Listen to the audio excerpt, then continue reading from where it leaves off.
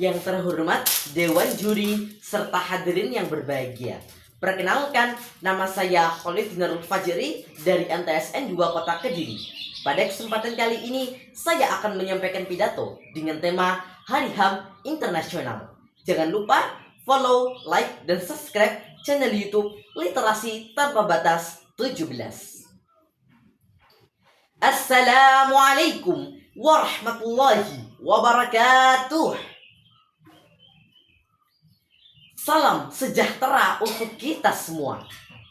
Hari ini saya berdiri di hadapan Anda semuanya untuk mengingatkan sesuatu yang paling mendasar namun sering dilupakan, yaitu hak asasi manusia. HAM bukanlah hadiah.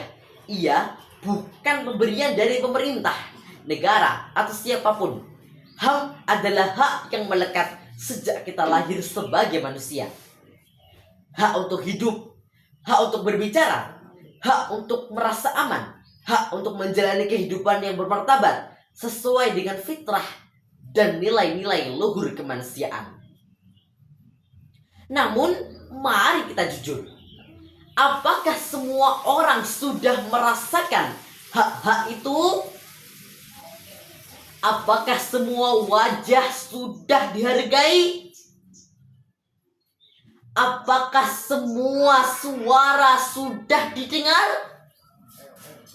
Apakah semua perbedaan yang sesuai dengan nilai-nilai kemanusiaan dan budaya kita sudah diterima? Kita masih melihat diskriminasi atas nama warna kulit, agama, identitas, status sosial, jenis kelamin, bahkan disabilitas. Kita masih melihat kekerasan yang dibungkus dengan dalih aturan. Kita masih mendengar jeritan yang tidak sampai ke telinga kemanusiaan. Padahal menghormati HAM bukan hanya tugas negara. Ia adalah tanggung jawab kita semua. Ketika kita membela yang lemah, kita sedang menegakkan HAM. Ketika kita membela dan menolak kekerasan, maka kita sedang menjaga martabat manusia. Ketika kita berdiri untuk keadilan, maka kita sedang memperjuangkan kemanusiaan.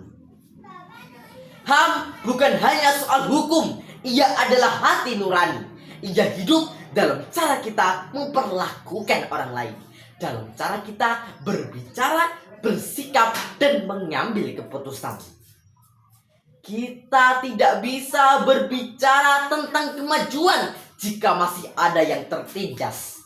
Kita tidak bisa berbicara tentang pembangunan jika masih ada yang dibungkam.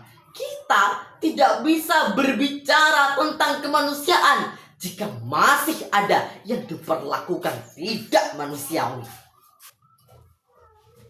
Mari kita mulai dari diri sendiri.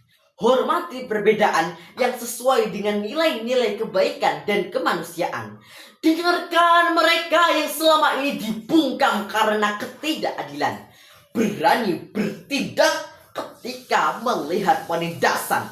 Dan yang paling penting, jangan lelah menjadi manusia yang memanusiakan manusia.